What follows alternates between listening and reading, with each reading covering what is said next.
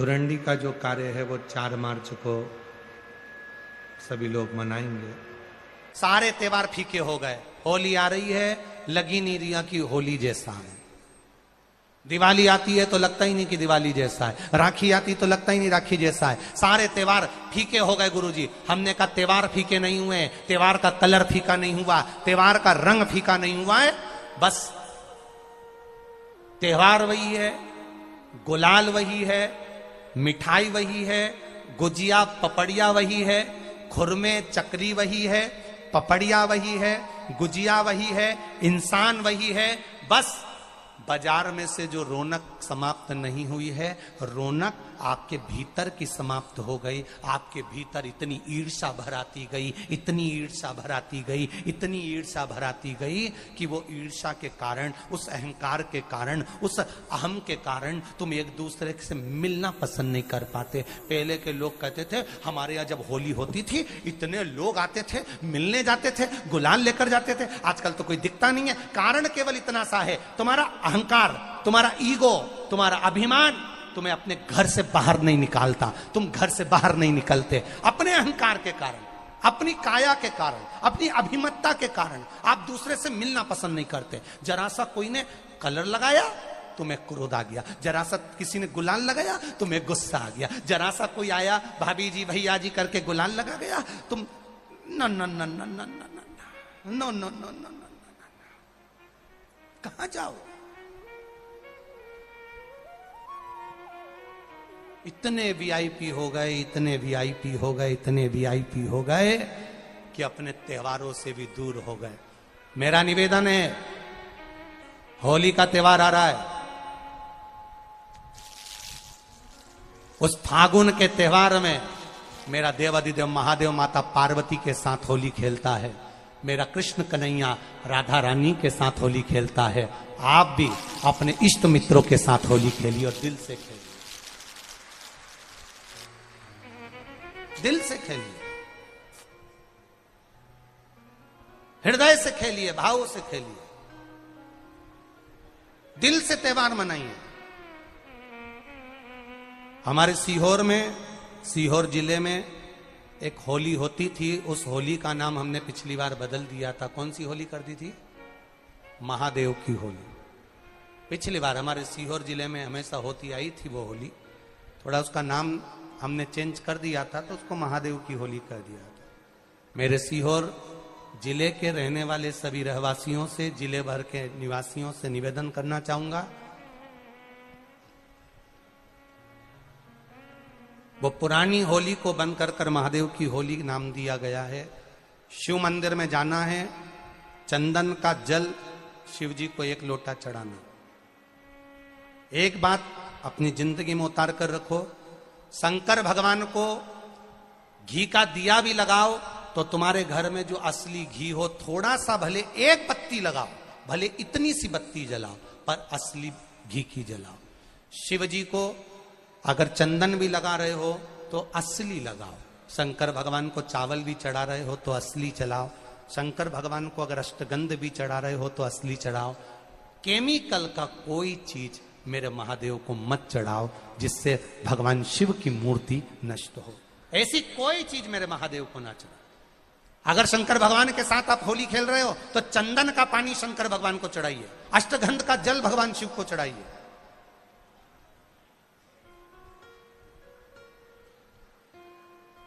तो सीहोर में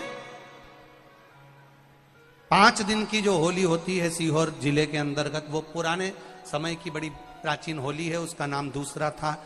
अगले वर्ष से उसका नाम महादेव की होली रख दिया गया है।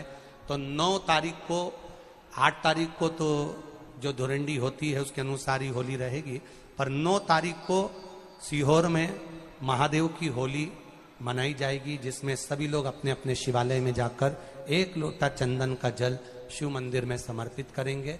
सीहोर के निवासी, सीहोर के रहवासी 5 मंदिर, चमत्कालेश्वर मंदिर, गुप्तेश्वर मंदिर, बड़ा बाजार मंदिर, शुक्ला मंदिर और मनकामेश्वर मंदिर में हम भी सीहोर में जाएंगे।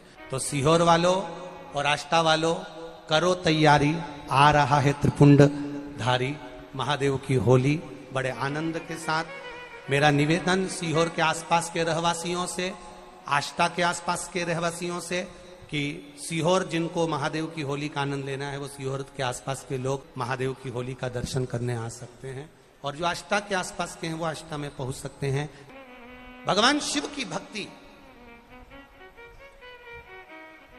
अपने अपने शिवालय में जाकर, मेरे सीहोर नगर के सारे निवासियों से कहना, सीहोर जिले के वासियों से कहना, हमारा आना मूल नहीं है।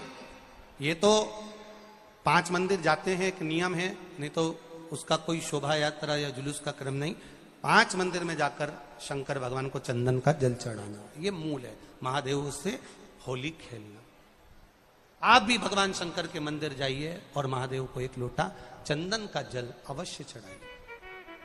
जो सीहोर जिले के निवासी हैं उनसे कहना है। बाकी क्या आप लोग तो होली बाबा के साथ मनाते ही हैं, जैसा मनाते हैं वैसा ही क्रम आप लोग रखिए। हर हर महादेव। शिव कथा कह रही है, गौ माता ने केवल झूठ बोला और झूठ बोलने के कारणवश गौ माता के आगे से परिक्रमा ना होकर पीछे से चालू हुई, पीछे से परिक्रमा चालू। और जो पीछे से परिक्रमा चालू हुई, भगवान देवाधिदेव महादेव ने दर्शा दिया कि ये श्रेष्ठता नहीं है, तुम झूठ बोली हो और झूठ बोलने का फल तुम्हें मिला। इसलिए महादेव ने गौ माता को श्राप दिया, केतकी के पुष्प को श्राप दिया। ब्रह्मा जी झूठ बोलने से वाकिफ ना करे, ब्रह्मा जी ना रुक पाए, तो भगवान शंकर ने अपने तुरंत पांव के अंगूठे से नख तोड़कर फेंका। फेंकते से काल भैरव को प्रकट करा। काल भैरव ने अपनी चीटी उंगली का नख फेंककर ब्रह्मा जी का शीश काट दिया। शीश लुढ़कता लुढ़कता लुढ़कता लुढ़कता लुढ़कता लुढ़कता गया और ब्रह्मा जी के रक्त से एक नदी प्रकट हो गई, जिसका नाम कर्मनाशा नदी पड़ गया।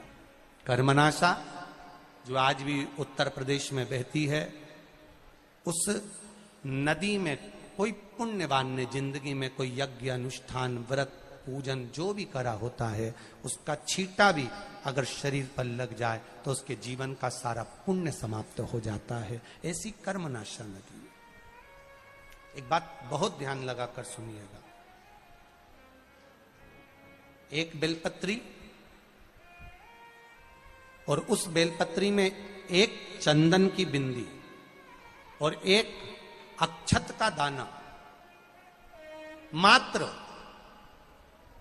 रखकर भी अगर शिवालय पर चढ़ा दी जाती है,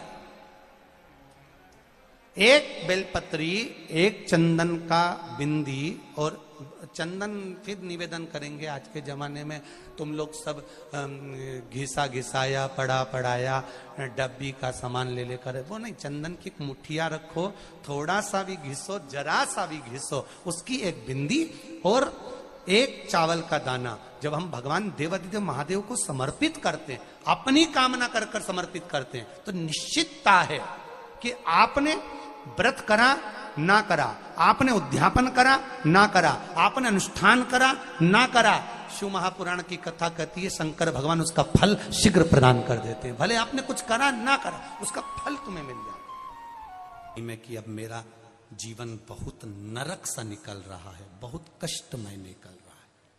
ये बेलपत्री लेना, इस बेलपत्री के बीच वाले पत्ते पर पीला चंदन लगा लेना।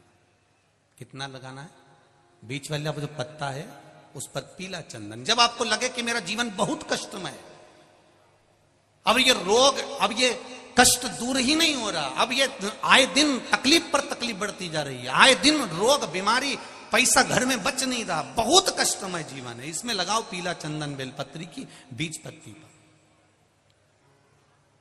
महाराज,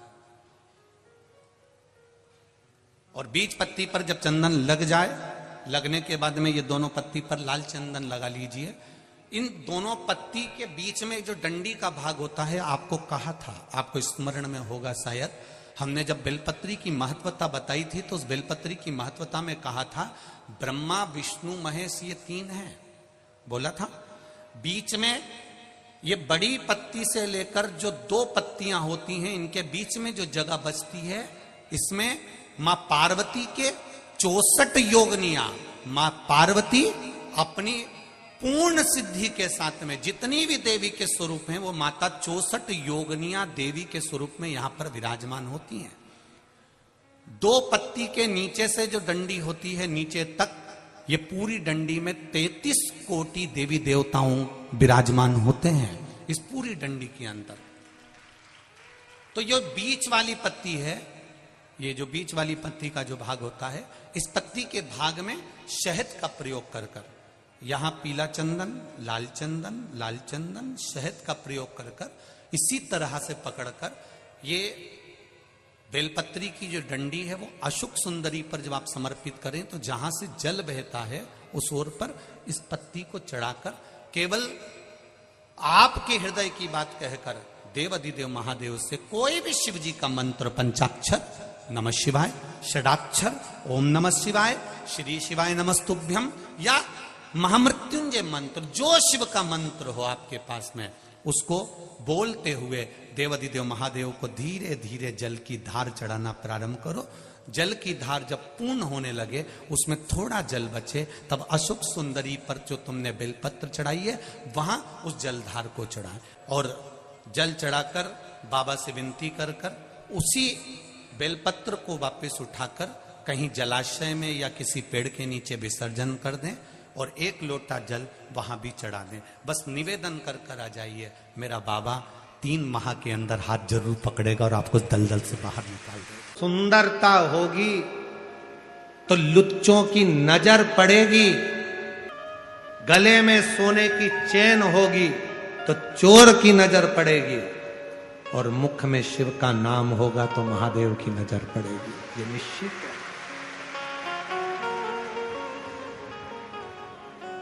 शिव की नजर, जब आप श्री शिवाय नमस्तु, श्री शिवाय नमस्तु, श्री शिवाय नमस्तु, श्री शिवाय नमस्तु, श्री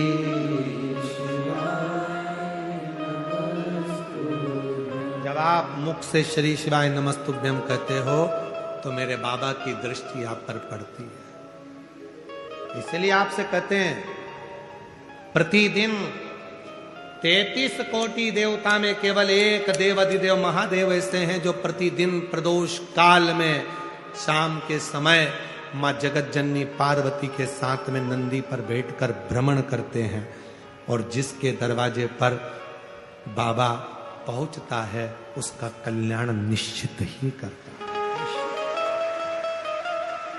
लिख दो दरवाजे पर श्री शिवाय नमस्तु, एक स्टिकर खरीद कर ले जाओ, चिपका दो दरवाजे पर। बाहर खड़ा हुआ व्यक्ति अगर कोई बेकार खबर भी लाया होगा तो थोड़ी देर पड़ेगा श्री शिवाय नमस्तुभ्यम। आप दरवाजा खोलने जाओगी तो घर दरवाजे के दरवाजे पर अंदर की ओर भी चिपका हुआ है श्री शिवाय नमस्तुभ्यम। दरवाजा खोलोगी तो पढ़ोगी श्री शिवाय नमस्तुभ्यम। शिव महापुराण की विद्येश्वर संहिता कहती है, 1000 पापों को नष्ट कर देता है और हजारों अश्वमेध यज्ञ का फल एक क्षण में दे देता है श्री शिवाय नमस्तुभ्यम। एक क्षण में दे देता है।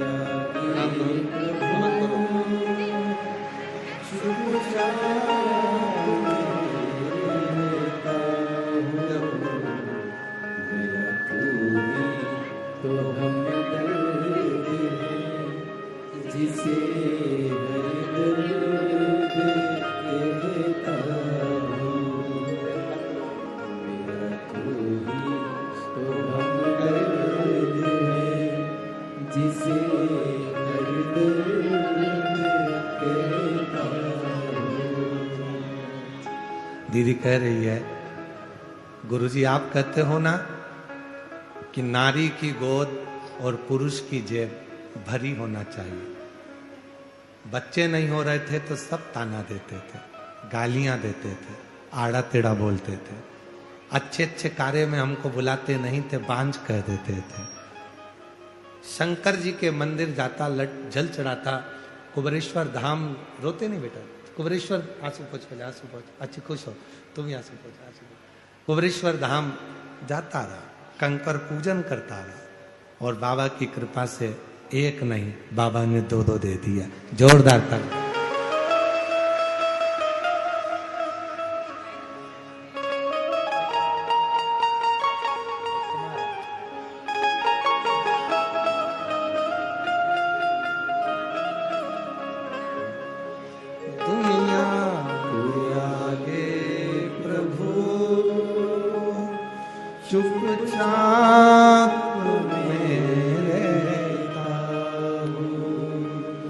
दुनिया के आगे प्रभु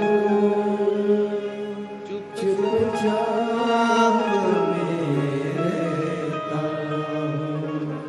मेरा तू ही तो हमदर्द है, जिसे हर दर्द कहता मेरा तू ही तो हमदर्द है, जिसे हर दर्द कहता। उसको कहो, वो स्वीकार कर। तारकासुर ने विचार कर लिया, मेरे प्रभु का विवाह होना चाहिए, प्रभु का विवाह, मेरे भगवान का विवाह हो जाए, इससे ज्यादा और कुछ नहीं चाहिए। असुर था फिर भी भक्ति थी।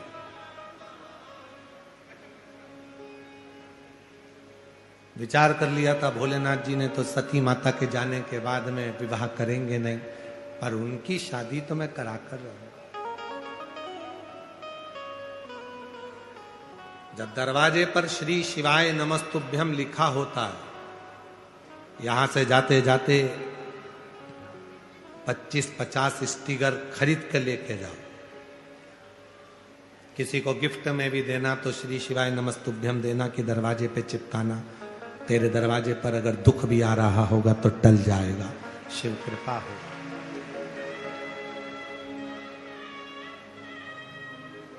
नियम बना लो कि अपने गांव के पूरे गांव की एक एक दुकान पर, एक एक घर पर श्री शिवाय नमस्तुभ्यम लगाना है, चिपकाना है। कुछ नहीं बने तो इतना ही करेंगे, हम लगा देंगे। मंदिरों में लगाना है, पड़ेगा तो मुक्ति मिलेगी। कितना सुंदर लिखा शिव महापुराण की विद्येश्वर संहिता में लिखा, यदि कोई श्री शिवाय नमस्तुभ्यम का जप नहीं भी करता है और श्री शिवाय नमस्तुभ्यम बोलने वाले का केवल मुख का दर्शन कर लेता है तो भी सारे पाप समाप्त होकर भाग्य प्रबल हो जाए। ये सीओर वाला महाराज नहीं कर रहा है, गीता प्रेस गोरखपुर की शिव महापुराण लेकर आई है। वेद व्यास जी ने जिस पुराण को लिखा, गीता प्रेस गोरखपुर की शिव पुराण लाओ, हिंदी की लिखी हुई लाओ और उसकी विद्येश्वर संहिता पढ़ो, उसमें मिलेगा कि श्री शिवाय नमस्तुभ्यम बोलने वाले के मुख का मात्र दर्शन कर लो तो संचित पाप समाप्त होकर शिव कृपा होती।